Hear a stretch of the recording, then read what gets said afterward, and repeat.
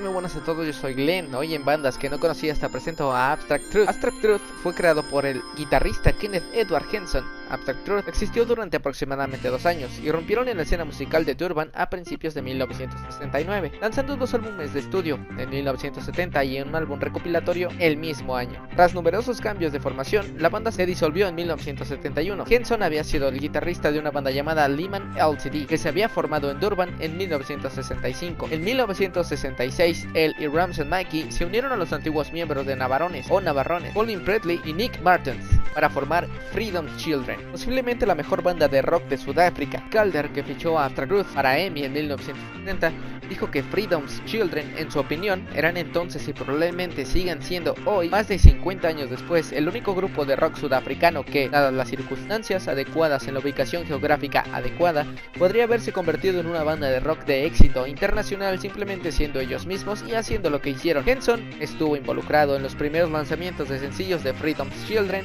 que increíblemente fueron acreditados a Freedom's Children, porque el gobierno en ese momento, el régimen racista del apartheid, como se llamaba al régimen de segregación racial que existió en Sudáfrica desde 1948 hasta el 94, consideraba que la palabra libertad era inaceptable. Luego, Henson dejó Freedom's Children para unirse a The Bad por un periodo de 6 semanas. En 1969, Henson y el saxofonista Sean Virgin estaban en un grupo de jazz llamado The Sounds, pero para febrero del mismo año, Henson fue contratado para tocar en una discoteca de un hotel de Durban. El pub se llamaba Totum.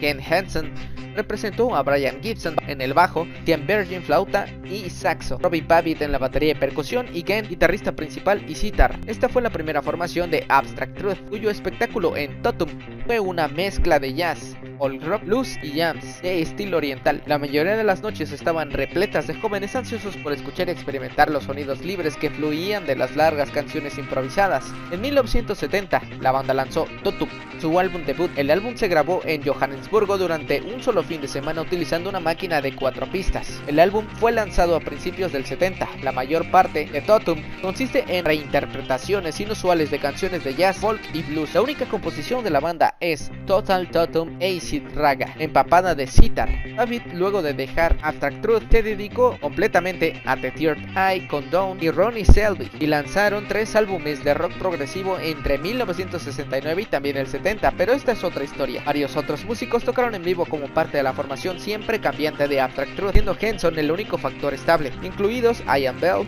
Eric Dorr, Eric Paulus, Ramson Mackey y Brian Alderson. Sin embargo, a finales de 1970, la formación que grabó el álbum Silver Trees estaba formada por Ken Henson en la guitarra y en la voz, Peter Measrock en los teclados, la flauta y la voz, Sean Virgin en las flautas y saxo, y George Wolfart bajo, flauta y batería. Este segundo álbum está más centrado en el rock progresivo, teñido de inclinaciones psicodélicas, música africana y jazz. Si realmente quieres interesarte por este mundo del rock psicodélico, te invito a que me dejes un like y te suscribas al canal. Sin más, yo fui Glenn y hasta la próxima.